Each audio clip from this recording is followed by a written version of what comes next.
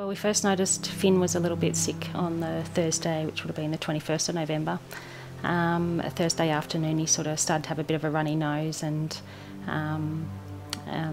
just flu-like symptoms. But later that night, about midnight, he started to have some tremors. His body would start to shake in sort of little bursts, which worried me, so we had the on-call doctors come. They came and they said that he was, definitely sick, a viral infection or something like that, and we need to get him some antibiotics. And as the morning went on, he just got more miserable. He barely slept the entire night. I was up with him and he was just really, really miserable and, just on a scale we've never seen. And he doesn't complain. He never complained. Finn was looking, pretty sick. He was very quiet. He sort of started to look a little bit greyer. But again was just very quiet, and I thought he was just, we knew he was sick, we knew he was, but we thought we were going to the hospital anyway, so if he got worse it'd be okay. And we pulled over at Scarborough only probably 20 minutes later, and got him out of the car, and we noticed the first 3 bruise-like marks on his forehead, which was the telltale sign of meningococcal. So I panicked in a rush and rushed him back to the car, and everyone was telling me, it's okay, it's all right. I'm like, it's not okay. I knew he was bleeding internally. I knew something was very seriously wrong.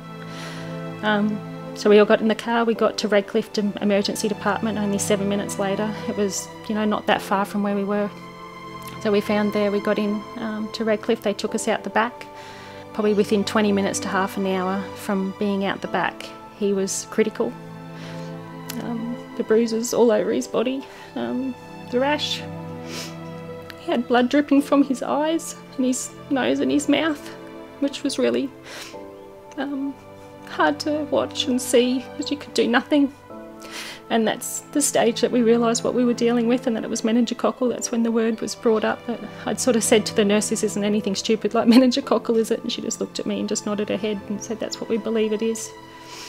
We had the Royal Children's Hospital retrieval team from the paediatric ICU came to put Finn in a coma to make him more comfortable and take him back to the intensive care. We got up there and once they'd sort of put all the lines in that they needed to, and they let us go in and see him, and he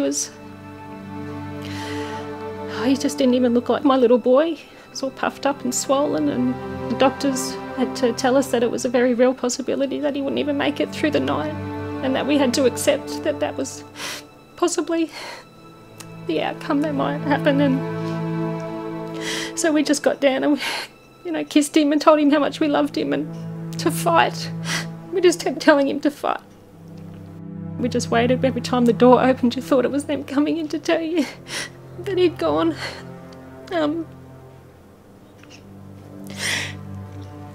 But being the strong-willed little boy that he is, and he always was from birth, that he did fight. I'm sure he could hear us. He wanted to come home, he wanted to come back. By the next day, only 24 hours later, you could see what was happening to his hands and feet. They were going all purple, and the next day they were even, getting black.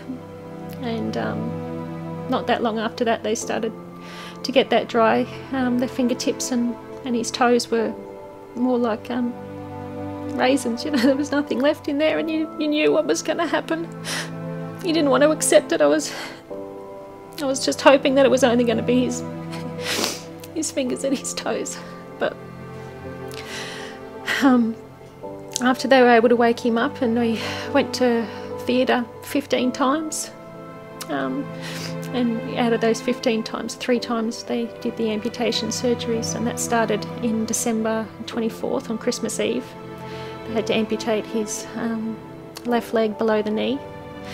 And then 3 days later, on the 27th, they amputated his right hand at the wrist, and the entire index finger and most of the lengths off the other fingers. So I guess then that was our next struggle, was accepting what he'd lost, but knowing that we still had him, and that was the only thing we wanted back was him, and that he still has his life.